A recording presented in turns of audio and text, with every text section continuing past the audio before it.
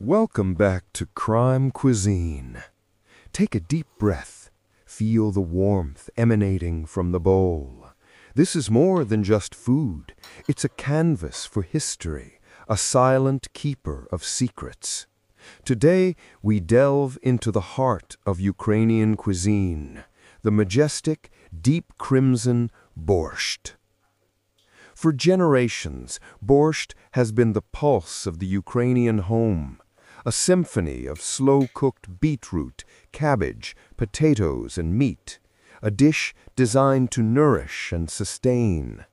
But beneath this surface of comforting tradition, there once lay a dangerous secret, a silent, simmering plot that unfolded not in smoky backrooms, but directly at the dinner table. If you love food that tells a story of danger, intrigue, and survival, make sure you hit that subscribe button right now. We unlock a new culinary mystery every week, and you don't want to miss the next chapter. The year is 1973. The location, Kyiv, Soviet Ukraine. The Cold War is at its frostiest. Our story centers on a woman named Anna. Anna wasn't a spy in a trench coat. She was a respected culinary technologist, a woman whose life revolved around recipes, precise measurements, and the strict Soviet standards of food preparation. She worked in the most secure cafeteria in the city, serving government elites, military personnel, and occasionally foreign dignitaries. Her borscht was legendary. It was the best because she knew that the perfect borscht requires absolute precision. And precision, as it turns out, is the ultimate disguise. Anna's ordinary life was a facade. She was the final and most vulnerable link in a Western intelligence chain. Her mission to pass microfilms containing classified information to a deep-cover contact who dined there weekly, disguised as a foreign cultural attaché.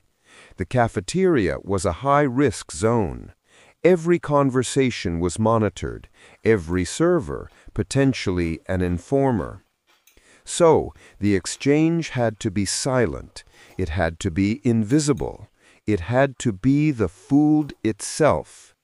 The code was intricate, based on slight, permissible variations in her signature borscht.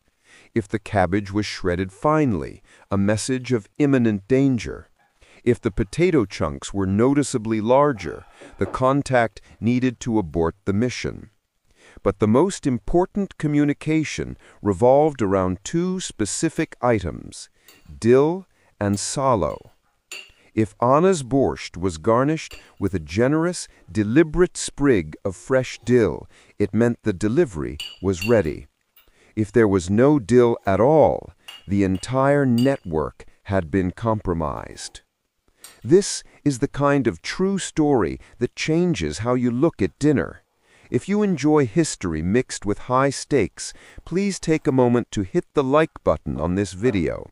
It helps these forgotten stories reach more history buffs and food lovers. The actual data transfer was even bolder. Anna would prepare the traditional Ukrainian delicacy, salo, cured pork fat. She would carefully encase the microfilms inside a small, hardened piece of the purest fat, ensuring the seal was airtight. This piece of salo would then be dropped into the deepest part of the borscht bowl. Submerged, blending seamlessly into the rich, meaty broth, the film was practically invisible. Only the recipient knew to look for the piece that didn't quite melt. The psychological toll on Anna was immense.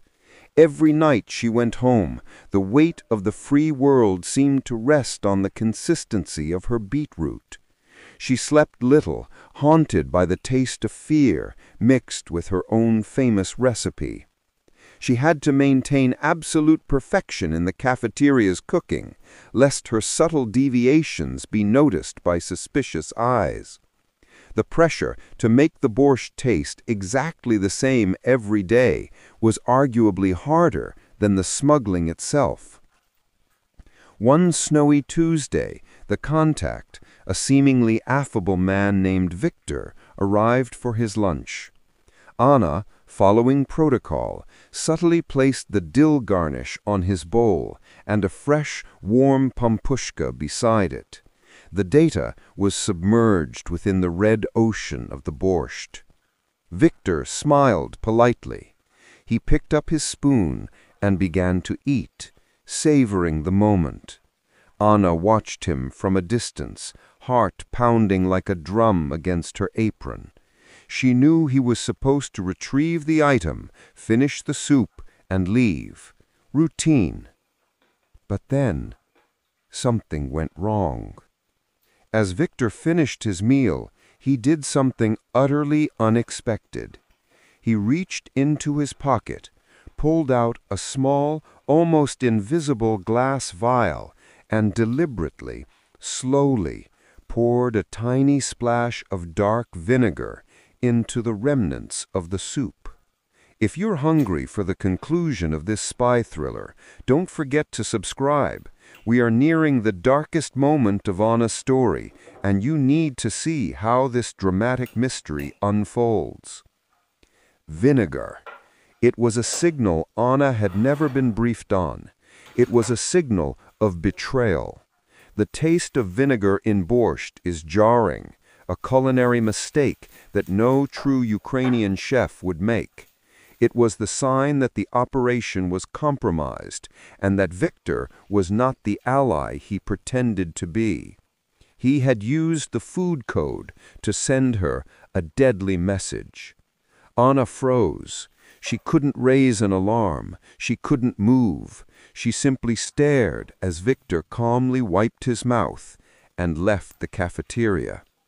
The piece of hardened salo, the invaluable microfilm, remained in the bowl, waiting for the cleaning staff to dispose of it. That was Anna's last day at the government cafeteria.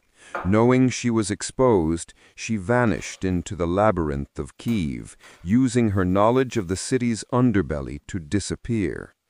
She never knew who Victor was working for. Was he a triple agent? Was the whole operation a setup from the start? All she knew was the taste of betrayal, a cold, acidic flavor left in the bottom of a borscht bowl. The secret code, created to protect, was ultimately used to destroy her. The microfilms, they were never recovered. They were likely washed down a kitchen drain, a priceless piece of history dissolved by water and vinegar. So, the next time you sit down to a bowl of fragrant, warming borscht, remember Anna. Remember the silent dramas that can unfold over the most simple, the most cherished of meals. Every dish has a history. Sometimes that history is bloody. Sometimes it's criminal. Thank you for dining with us at Crime Cuisine.